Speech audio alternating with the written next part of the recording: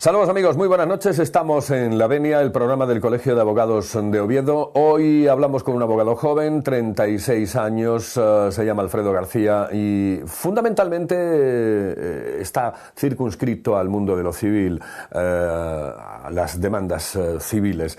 Está con nosotros para tener hoy nuestra charla habitual de los lunes aquí en este programa del Colegio de Abogados de Oviedo. Alfredo, buenas noches. Buenas noches, Carlos. Buenas noches. Bueno, antes de nada, claro, el tema de las tasas que es fundamental. ¿Cómo está influyendo el tema de las tasas en despachos como el tuyo? Bueno, Carlos, pues es una cuestión muy importante y muy problemática, ¿no? Los abogados, y en este caso yo en concreto, por el perfil de los asuntos que llevamos, que son temas civiles, y en este ámbito de insolvencia y de impagos que hay en la sociedad actualmente, pues afecta muy fuertemente y perjudicando obviamente pues al ciudadano, ¿no?, que va a un despacho de abogados, como bien puede ser el mío, y dentro de los honorarios que siempre se intentan ajustar por la circunstancia pues nacional que en estos momentos vivimos, pero tienes que obviamente presupuestarle o al menos en mi despacho así hacemos las tasas, porque efectivamente tiene un efecto disuasorio, Carlos, que no te puedes ni imaginar. O sea, es decir, la gente pasa de recurrir. Pasa, e incluso de demandar. De demandar. E incluso de demandar. O sea, hay un perjuicio, hay un obstáculo al acceso que entendíamos y entendemos, al menos los abogados, o la mayoría de nosotros, que ha de ser libre y universal, el acceso a la justicia. Otra cosa es ya la materia de costas, si ganas, pierdes, si quien pierde ha de pagar las costas, etcétera. Pero obviamente tiene un efecto disuasorio total. Date cuenta que hay tasas que parte, por ejemplo, una apelación son 800 euros. Mucha gente... Que mucho dinero. Es mucho dinero, claro. Hay mucha gente que no lo gana en un mes. Es que a veces ese tipo de apelaciones supera el dinero que realmente está en juego, ¿no? Sí, bueno, por supuesto. Obviamente las audiencias ahora están muy descargadas de trabajo porque el efecto disuasorio, o más que disuasorio, obstaculizador directamente, tiene una incidencia brutal. Esperemos que la instancia judicial correspondiente pues tome nota y lo revoque. Pero el daño se está causando ya actualmente, ¿no? Muchos ciudadanos ven sus derechos, no los ejercitan en tiempo y forma y precluyen esos derechos legales, pues por no contar con ese dinero. Se está preparando, por cierto, pues una respuesta de nuevo del mundo de la abogacía, y apoyado también por otras instancias, pero fundamentalmente del mundo de la abogacía contra la ley de tasas. Les contaremos el próximo lunes qué es lo que se está preparando, qué es lo que se está haciendo, qué es lo que se va a hacer para intentar contrarrestar la ley de tasas, que en este momento es la que está vigente en nuestro país, en España, por culpa, evidentemente, del señor Gallardón, que es uno de los pocos hombres en el mundo dentro de la política que ha puesto de acuerdo absolutamente a todo el mundo, a los justiciables, a los no justiciables, a los abogados, a los jueces, a los fiscales, absolutamente a todo el mundo. Es un récord difícilmente igualable. Bueno, vamos a hablar de las demandas propiamente dichas. ¿Cuáles son las más comunes que puede recibir un despacho civil? Pues mira, Carlos, en nuestro despacho siempre fue tradicional un determinado tipo de demandas y que ahora con el tema de la crisis, esta coyuntura ya plurianual que estamos sufriendo y que parece que se va a salir no se sabe cuándo, pues se ha multiplicado el tema de las reclamaciones de cantidad entre particulares, esto es, entre ciudadanos que tienen y entre ciudadanos y empresas, pero siempre, no en el ámbito laboral, porque no se lleva en mi despacho, y sí en el ámbito civil. Esto es, un señor le debe un dinero a otro en virtud de un contrato, de una prestación de servicios y no se paga. Entonces, ¿qué pasa? Pues tienes que acceder, le mandas, agotas la vía extrajudicial, esto es, llamas al señor, oiga, usted, soy el abogado tal, de fulanito de tal, tiene usted que pagar esto. No tengo dinero, la crisis, etcétera, etcétera. Bueno, pues se le acaba mandando un burofax, generalmente intentando que entre en razón, y si no se mete una demanda. Claro, meter una demanda para reclamaciones de cantidad, volvemos otra vez a las tasas, ¿no? Volvemos a las tasas. Y la gente echa números. Si me debe 3.000 euros, tengo que pagar el abogado, procurador. No demando. Y las tasas, dice él, y tardo 1 año y medio o 1 año, ¿qué hago? ¿qué hago? Pues entonces te quedas, dices tú, pues bueno, esto es lo que hay, esto es lo que hay. Entonces, claro, porque además vosotros tenéis evidentemente que informar absolutamente de todo lo que puede ocurrir en un momento determinado. Hay yo diría que una máxima dentro de la abogacía, es decir, un caso nunca está ganado, nunca se le puede decir a nadie, oye, esto lo tenemos chupado, nada, no hay nada chupado en el mundo y menos en el mundo de la justicia, ¿no? Claro. Pero tú tienes que informarle. Hay que informar siempre, obviamente, el concepto de condena en costas hay que informar siempre, por muy a favor o muy claro que vea un abogado un pleito en el despacho, siempre hay que informarlo porque es un riesgo latente, y el juego de la justicia es tan claro como en la mayoría de los casos, Carlos, de esta materia además en la que estamos especializados en mi despacho, no se discute la ley. No se discute entre los abogados, llegamos al juicio y no discutimos qué artículo de qué ley se aplica, nos discutimos qué interpretación ha de prevalecer de ese mismo artículo. Y entonces el juicio se basa en convencer al juez, intentar convencer al juez de cuál es la interpretación. Ese artículo lo damos por sentado. La batalla no se circunscribe ahí. Y yo puedo abogar por una interpretación, mi compañero, al contrario, por otra, y el juez acoger una de ellas dos o una tercera. Sí. Y no es porque yo me haya equivocado o mi compañero adversario se haya equivocado, sino que de un mismo precepto legal hay mínimo dos interpretaciones. Mínimo dos interpretaciones. Y entonces lo que hay que ver es intentar convencer, y esa es la labor del abogado, presentarlo bien, claro, con la prueba que puedas mayormente aportar, e intentar convencer al juez de que tu interpretación de ese artículo, que nadie discute generalmente, prevalezca en este caso. Oye, ¿toda esta historia ha facilitado un tanto las conciliaciones? Es decir, eso de llegar a acuerdos entre las dos partes para decir, bueno, vamos a ver, ni tú vas a sacar esto, ni yo voy a sacar esto. Si viviéramos en un mundo normal y civilizado, ¿no? Y sobre todo no sometido a la tensión de la crisis, sí. Obviamente es mejor el adagio este de vale un mal acuerdo con un buen juicio, nosotros lo mantenemos casi siempre, ¿no? Eso está claro, porque el peregrinaje judicial es gravoso y nosotros, si lo podemos evitar, lo evitamos. Pero la situación volvemos a la crisis, Carlos, esos cálculos que tú haces son completamente correctos, pero hay también una gran tensión en la gente. Y la gente desconfía mucho, no solamente ya de los políticos, que está muy en boga ahora decirlo, sino también de la administración de justicia. Y entonces dice, ¿para qué voy a llegar a un acuerdo si al final no se va a ejecutar, al final no voy a cobrar? Entonces, o deciden ya directamente ir a juicio, y de sacarlo todo, o al menos intentarlo, que llegar a un acuerdo con este hombre que se ha reído de mí, que suele ser la expresión que te utilizan, lo toman y la situación de crispación, la gente, yo lo noto mucho en el despacho. Y nosotros también, no por exigencias, pero sí porque el colegio siempre ha incidido siempre en la información a los clientes, nosotros hacemos siempre un presupuesto por escrito al cliente, bien en la primera reunión o bien en una segunda, previo estudio si el tema es un poco complejo, y en la cual incluimos las tasas, y advertimos del tema de las costas. Nosotros podemos decir nuestro criterio, si somos optimistas o pesimistas respecto a la demanda o a la contestación a la demanda que hay que hacer, pero anunciamos siempre los importes a los que se ha de enfrentar en una u otra situación.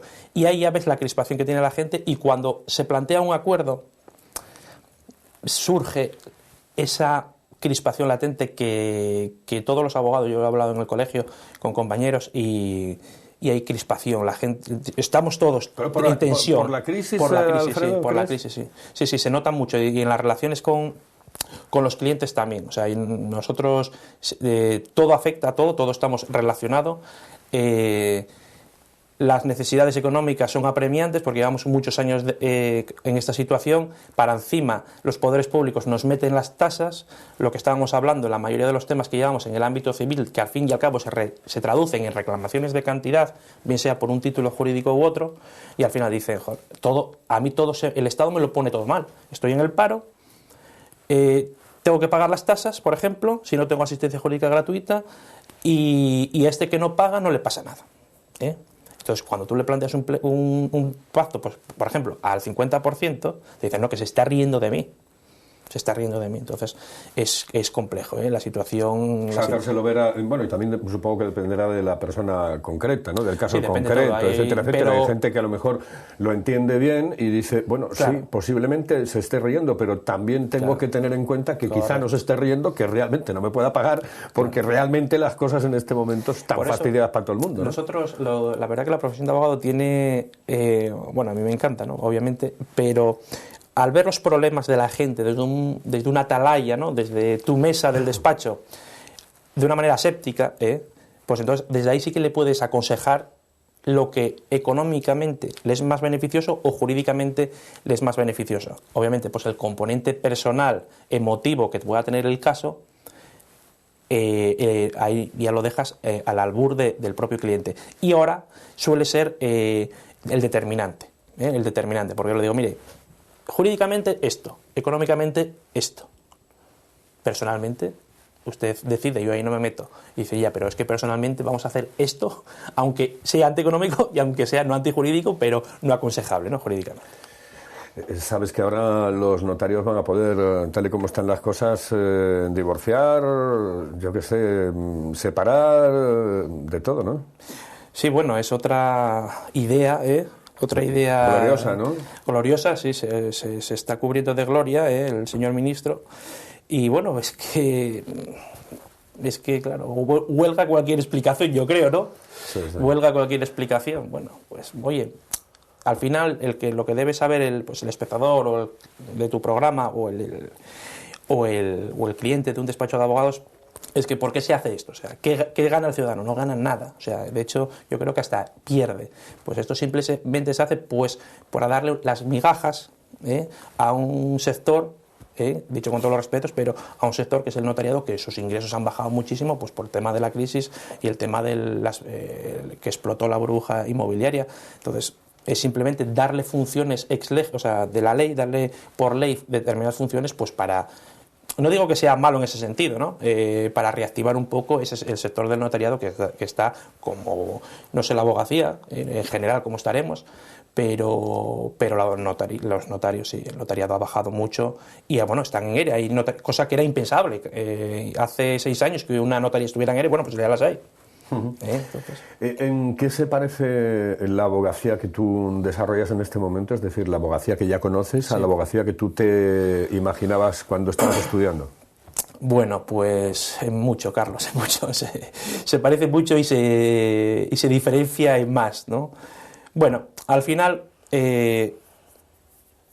se aplica, o quien solicita justicia, que es una persona, quien instruye al cliente es otra persona, que es un abogado, y el juez es otra persona. Entonces el elemento personal era cuando yo no sabía qué estudiar o cuando estaba estudiando, ¿qué será esto o cómo funcionará? Bueno, pues la idea que tenía era que era más, es una palabra que uso mucho y en esta entrevista la he usado varias veces, más objetiva, más aséptica, pero sí que el componente personal es muy importante y es lo que para mí se diferencia de la idea preconcebida que tenía yo antes de entrar en este mundo, que en la mayoría de los casos es beneficioso, porque no está desvinculada del ciudadano y sobre todo yo creo que en los últimos años la judicatura asturiana se ha bajado de esa torre de cristal en la que en algún momento sí estuvo y ha entrado a conocer, por ejemplo, con el tema de las cláusulas, no suelo, sino el tema de las preferentes, el tema de la deuda subordinada,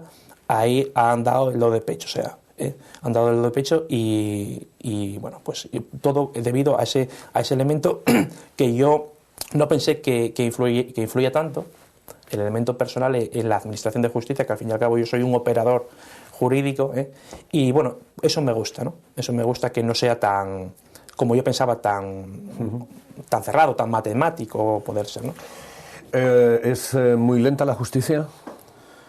Bueno, pues depende. Eso me lo preguntan los clientes siempre. ¿Cuánto va a tardar este pleito? Depende en qué juzgado te caiga. Es así de sencillo. Hay, por ejemplo, en civil, que es a lo que a mí me ocupo preferentemente, hay 11 juzgados. Bueno, pues de esos 11 juzgados, depende dónde te caiga la demanda, va a tener unos plazos u otros. Son juzgados que tienen todos el mismo equipo humano y el mismo equipo material.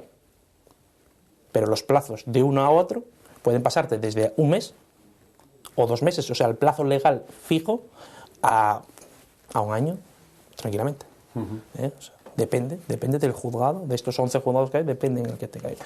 ¿Cómo se presenta 2014? Bueno, pues 2014, gracias a los dioses de la justicia, se presenta muy bien, al menos para mi despacho, ¿no? Con mucha carga de trabajo. Espero sacar todo el trabajo atrasado que tengo, que es bastante. Por eso pido disculpas en tu programa a algunos de mis clientes, porque la calidad, no quiero que el volumen de mi trabajo perjudique la calidad de mi trabajo. Entonces sí que se está formando un poco en el despacho, y ahora venía de hablar con un cliente, tiene que entenderlo, que para que se haga este pan necesita X tiempo, no lo voy a sacar antes del horno y necesito un poco de tiempo. Entonces, bien, estamos trabajando a tope, y bueno, como bien sabes, tenemos otro proyecto ahí tengo otro proyecto paralelo al despacho empresarial, también muy interesante, y la verdad que con muy buen cariz, con muy buena cara, espero que llegue el próximo ejercicio. Sí, porque además los despachos de abogados tienen que reciclar, entre otras cosas de mayor o menor importancia, ¿no? Sí. Y también es muy importante lo que se comentó siempre, el tema de la especialización. Lo que pasa es que la especialización, bueno, es tan difícil en un momento determinado. Lo que sí se llega, y nos quedan 2 minutitos, es al agrupamiento de abogados, ¿no? Para crear un despacho multidisciplinar.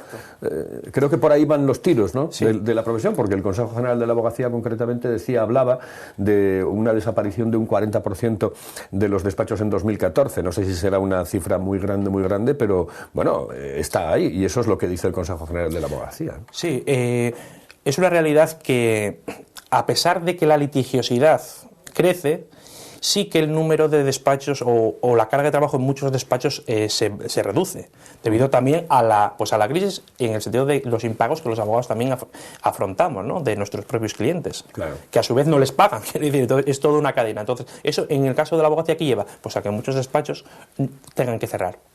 Entonces, hay 2 modelos de negocios que yo creo, ¿no? 2 modelos de despacho, yo entiendo. Uno es el gran despacho, la gran firma, pues que independientemente de cómo se haya creado, pues se habla a veces de el típico, es como ir a un supermercado, ¿no? Entonces, pueden estar especializados en un tema pero mayormente llevan de todo, como en botica, ¿no? Hacen de todo.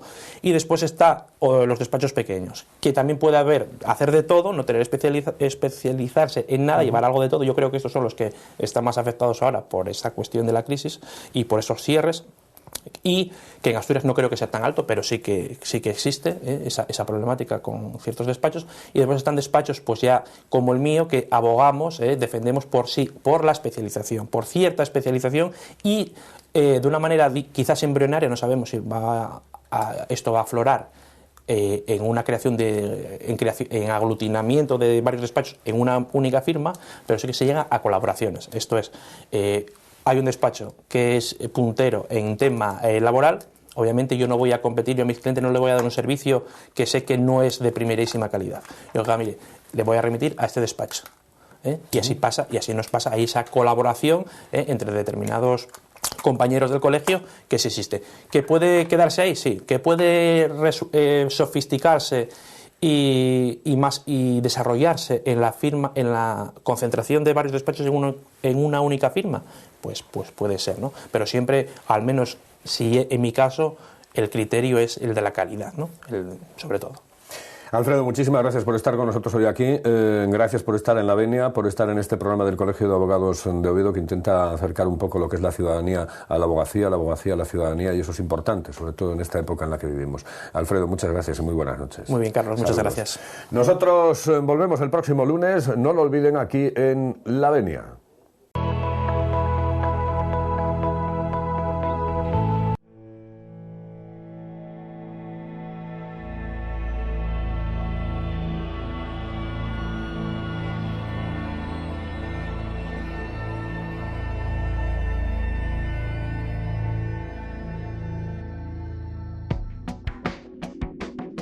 El Ilustre Colegio de Abogados de Oviedo es una corporación de derecho público de carácter profesional con personalidad jurídica propia y plena capacidad para el cumplimiento de sus fines. Su actuación está sometida a los principios de libertad e independencia y tiene como objetivos la defensa de los derechos e intereses del colectivo de la abogacía, la contribución a la mejora de la administración de justicia en el Principado de Asturias y el cumplimiento del derecho de defensa de la población, principalmente de las personas en situación de fragilidad o desigualdad en el acceso a la justicia. El Ilustre Colegio de Abogados de Oviedo ampara y representa a más de 3.000 profesionales de la abogacía de la mayoría de los partidos judiciales del Principado de Asturias. Los estatutos fundacionales fueron definitivamente aprobados el 29 de agosto de 1775 por real provisión suscrita por el rey Carlos III bajo el patrocinio de Nuestra Señora de Covadonga y San Ivo. En el año de su fundación, el colegio contaba con 16 colegiados y 163 años después, en 1934, jura la primera mujer abogada del Ilustre Colegio de Abogados de Oviedo. La Junta de Gobierno es el órgano de dirección del Colegio de Abogados y está constituida por los cargos de decano, secretario, tesorero, bibliotecario contador y 9 diputados. La Asamblea Permanente, por su parte, es el órgano establecido por los estatutos colegiales con la función principal de llevar a cabo el control del presupuesto anual y la supervisión de la memoria colegial del ejercicio. Ambas son elegidas por el censo colegial cada 4 años. Con el objetivo de dar servicio en todo su territorio competencial, el colegio cuenta con delegados en 12 partidos judiciales y con delegaciones abiertas en 8 de ellos. La sede central del colegio se encuentra en la ciudad de Oviedo. Hasta muy entrado el siglo XIX, está ubicada en el edificio histórico de la universidad. En el año 1975, coincidiendo con la conmemoración del bicentenario de la fundación del colegio, se habilitan las dependencias colegiales en el Palacio de Valdecarzana. En junio de 2005, el colegio traslada su sede a un edificio de nueva planta en el número 5 de la calle Sur, armónico con el conjunto histórico monumental del entorno y dotado de espacios y medios adecuados para prestar los servicios colegiales que la abogacía requiere. Al mismo tiempo, la construcción cuidó la integración en el edificio de los restos arqueológicos del Palacio de Alfonso III, datados en el siglo IX, y del Templo de San Juan, de los siglos X y XII, hallados en la excavación.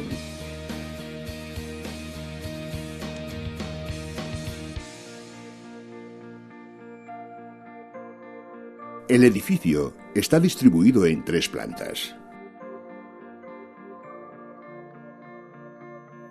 En la planta baja se encuentran los servicios de administración, la oficina de gerencia, el departamento de informática y el salón de actos, donde se realizan los actos institucionales, las juntas generales, cursos y charlas de formación y cuantos eventos sean relevantes para el colectivo. En el primer piso se encuentra la biblioteca, el despacho del bibliotecario contador, la sala de informática, el departamento de comunicación y el servicio de deontología, así como la sala de reuniones de la Junta de Gobierno, el despacho del secretario y el despacho del decano. En la segunda planta se encuentran las oficinas del turno de oficio y asistencia jurídica gratuita, la sala de formación, la oficina de contabilidad y una sala de reuniones polivalente. La modernización de las instalaciones se completa con el bagaje de los recursos humanos de la institución, el impulso decidido a las nuevas tecnologías y el avance en los sistemas de gestión administrativa para dotar al Ilustre Colegio de Abogados de Oviedo con la mayor capacidad y eficacia. El Ilustre Colegio de Abogados de Oviedo articula su trabajo en distintas áreas básicas. Infraestructuras tecnológicas. Las nuevas tecnologías han supuesto una revolución en la profesión. El sistema informático es hoy el corazón de la gestión colegial. Comisión de Recursos y Deontología.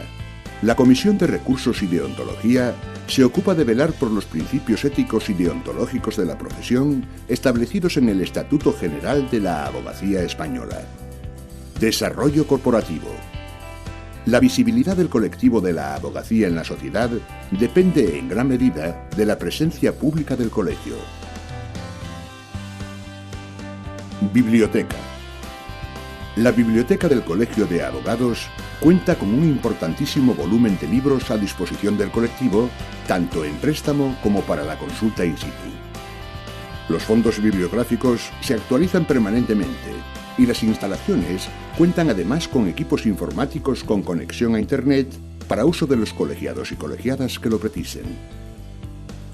Mediación. El colegio lleva a cabo formación específica en materia de mediación, propiciando que se mantenga dentro del ámbito jurídico. Relaciones institucionales. Las funciones y objetivos del colegio imponen el mantenimiento de las mejores relaciones posibles con los agentes sociales y los organismos e instituciones que presenten interés para la abogacía o estén relacionadas con la misma y sus objetivos de utilidad pública. Formación.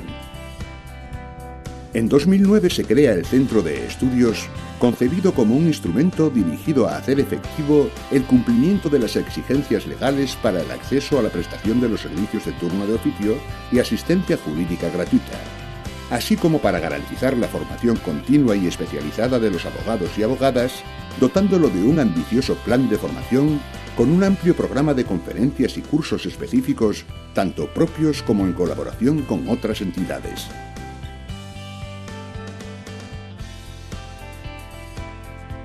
Atención al ciudadano. El Colegio de Abogados de Oviedo cumple con la función de garantizar el derecho de defensa de la población mediante el turno de oficio, asistencia al detenido, servicio de orientación jurídica, asistencia y asesoramiento a víctimas de violencia de género, atención al inmigrante y asesoramiento jurídico para asociaciones. El turno de oficio y la asistencia jurídica gratuita son exponentes máximos de la responsabilidad social corporativa de la abogacía. La gestión administrativa se realiza a través de la Oficina del Turno de Oficio, que ofrece atención y asesoramiento personalizado tanto a los profesionales de la abogacía que prestan el servicio como a los ciudadanos que lo demandan. Comisión de Relaciones Internacionales. El colegio presta atención a la creciente demanda de internacionalización de la profesión a través de la Comisión de Relaciones Internacionales, imprescindible en el marco de la Unión Europea. Comisión de Igualdad. La Comisión de Igualdad del Ilustre Colegio de Abogados de Oviedo se constituye como impulsora de medidas correctoras y receptora de ideas en avance por el camino de la igualdad. Agrupación de Abogados Jóvenes. Su función es la de defender los intereses de los colegiados ejercientes más jóvenes, proporcionarles información y la formación que necesiten. El Colegio de Abogados, así como sus colegiados y colegiadas, son una garantía para los derechos constitucionales de todos los ciudadanos. Ilustre Colegio de Abogados de Oviedo, al servicio de la abogacía y la población.